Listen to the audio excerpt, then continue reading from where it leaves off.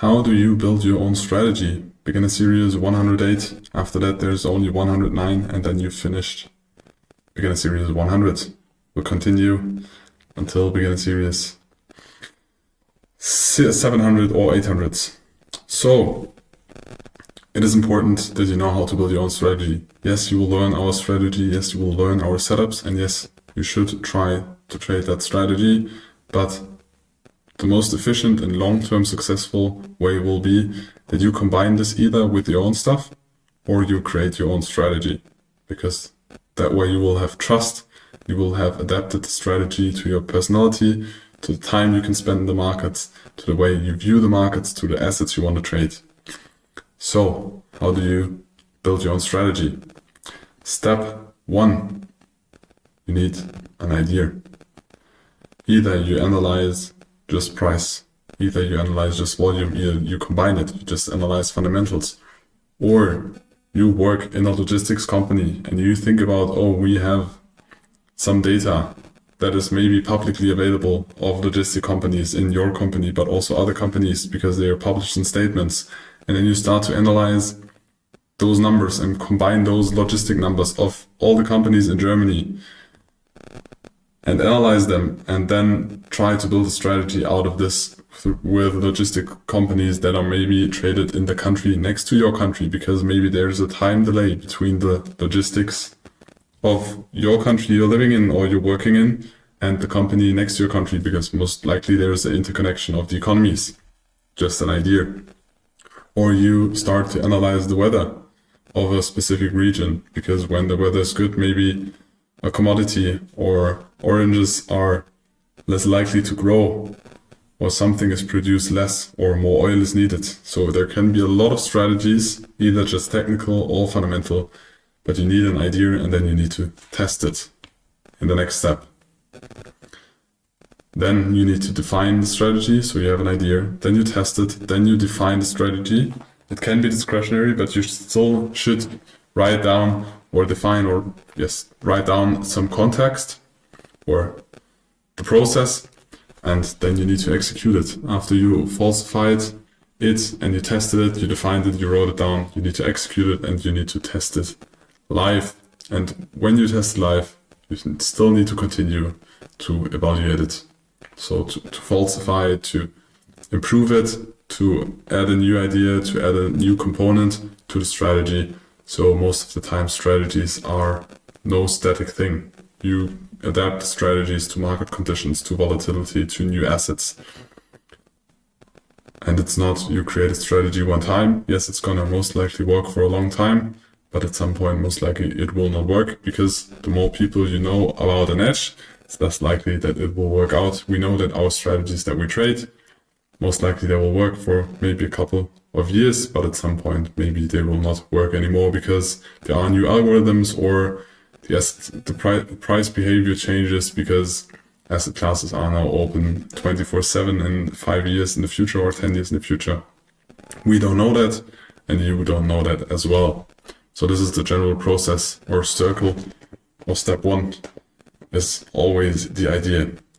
Secondly, then at some point you need to define the risk management. So you should know your risk profile, and that should be based on your personal risk aversion. So how much are you willing or comfortable to risk? It's different. When you don't have a family, when you don't have somebody relying on you, your risk appetite, in my opinion, should be way higher than if you have a family, if you have a partner, or not that much saving, then you should be way more risk averse. But you need to define this for yourself and the strategy. Then the metrics of your strategy, like what are the fundamentals, price, what's the volume, what's the data you analyze, what are the market conditions, what's the asset, what's the liquidity, when's the asset going to change, are we in a highly liquid phase, are we in a less liquid phase, do we have more volatility, less volatility, high interest rates, low interest rates, what market conditions does your asset work on, do you prefer more volatile market conditions, or do you prefer less volatile market conditions like second half of December or very often in the summer where you have less volatility? You need to define this as well. And you need the risk management, which is the essential part. How much are you going to risk per trade? How much are you going to risk in general? But we will dive deeper into that in the next modules. I think it is going to be series 600, where we have an own series just about risk management. Step 3 then is monitoring and journaling, because you need to re-evaluate your strategy and adapt it to market conditions, or improve it, or simplify it. So you need to track your trades. You can use a software, you can also do it manually. For example, in my FX book, FX Blue, just pen and paper, the things we went through in the journaling part already. And you also need to keep an active personal journal of your trades, so you also see the process. Did you stick to your strategy, and was there a loss because the strategy created a loss, or was there a loss because you behaved differently because you did not stick to the process? And in step 4, you need to build a daily routine so you can implement and execute your strategy. It's more easy if it's an algorithmic strategy, but most of the time it is not. So you need to make sure that you show up. And in this example, we created a example of routine, and that routine kind of I was sticking to for 1.5 years. When I decided for myself I want to spend a lot of time in the markets or with the markets, to understand the markets, to get a feeling for the markets. Nowadays it's not that intense anymore, because I also focus on other projects. But I think if you start and you have the possibility to do that, try to spend as much time in the markets. But the most important thing is that you have a routine, that you show up daily and do the same tasks or the same things daily.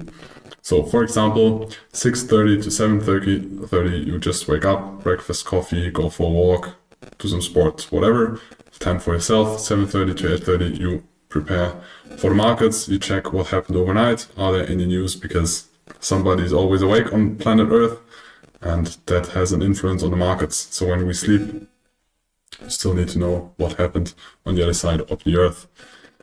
8 to 8:30, maybe there is a first trade.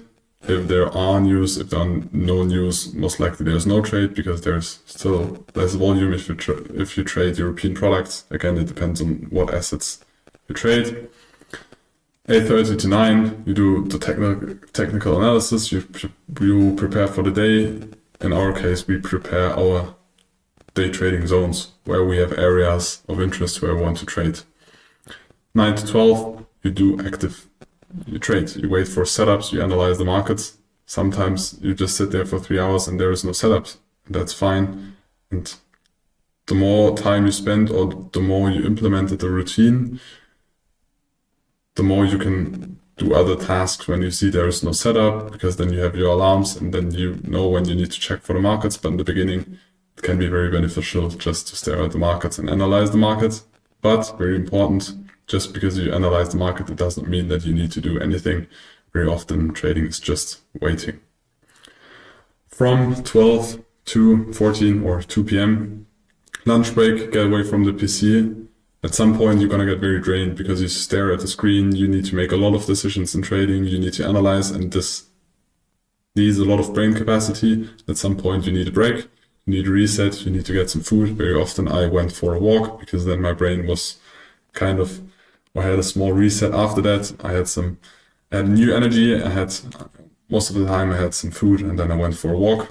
But very important, get away from the PC. Don't check the charts on your phone. Just get away.